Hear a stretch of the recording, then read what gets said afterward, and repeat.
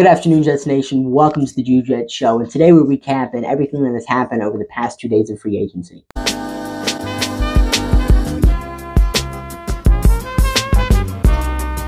Starting off with the biggest move the Jets have made, trading for Morgan Moses. So the New York Jets sent the 112th pick and the 218th pick, which is a 4th and a 6th round pick, to the Baltimore Ravens in exchange for Morgan Moses and pick 134 in this year's draft, which is a 4th round pick. This is a home run trade made by Joe Douglas. Morgan Moses has been one of the most consistent, one of the best right tackles in the NFL over his long NFL career. He was with the Jets in 2021, and guess what? He was good. He was consistent for us, and I absolutely love the fact that the New York Jets are bringing him back to New York. I mean, last season for the Baltimore Ravens, Morgan Moses had a Pro Football Focus grade of 77.8. He did allow 5 sacks, although his pass blocking metrics weren't bad whatsoever. He allowed 25 pressures and a pressure rate of 5.6%, which is the 30th best pressure percentage allowed among 83 qualified tackles. So he's a solid pass protector and thrives when it comes to run blocking. That's what he's done best throughout the majority of his NFL career,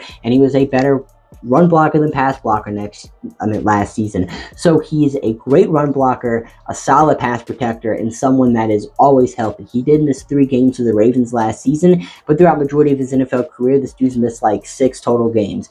He's always healthy. He's one of the Iron Men in the NFL. So the Jets bring in a healthy, good right tackle, someone that's consistent, someone that's a quality starter, and someone that only has a cap hit of $5.5 million.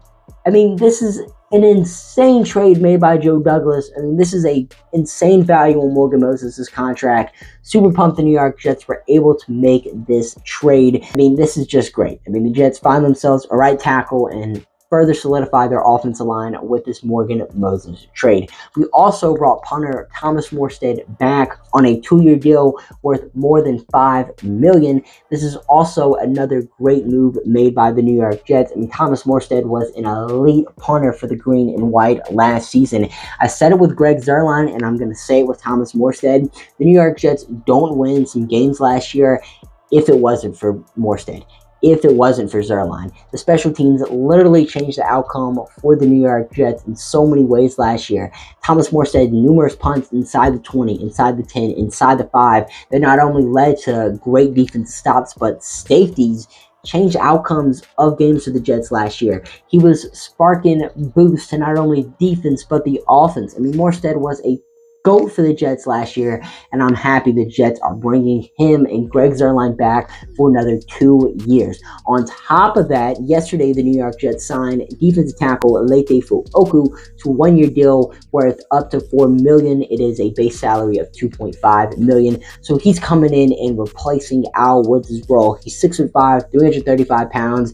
This dude's a run stuffer through and through, and that's what he was for the Cardinals over the past 4 seasons. While Pro Football Focus wasn't very kind to his run stuffing abilities, the Cardinals' run defense was better whenever he was on the field, and the stats prove that. He only signing for $2.5 million. I mean, of course, he's not amazing as a pass rusher, but neither was Al Woods, and neither are most good run stuffers in the NFL. Had a career-high 2.5 sacks last season, but I mean, don't expect much pass, rushing juice from him in the first place.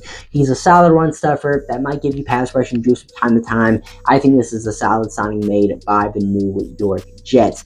But we also got some clarification on what contracts look like for some free agent signings the Jets made on day 1. So first off, John Simpson, who reportedly signed to a 2-year deal worth $18 million, actually signed to a 2-year deal worth up to $18 million. So he has a base salary of $6 million a season. So in reality, his contract's only a 2-year, $12 million deal, which I think is incredible value for the New York Jets. I mean, we have guards in this year's free agency signing for $20 million a year. So the fact that the Jets were able to get a quality starter who, might not be as good as Robert Hunt, but is still a quality starter in the NFL, someone that's going to get the job done and someone that's not going to make your offensive line worse for only $6 million a season, I think is incredible value and a pretty good signing by Joe Douglas. It was also reported that Tyrod Taylor's contract is a 2-year deal worth up to $18 million.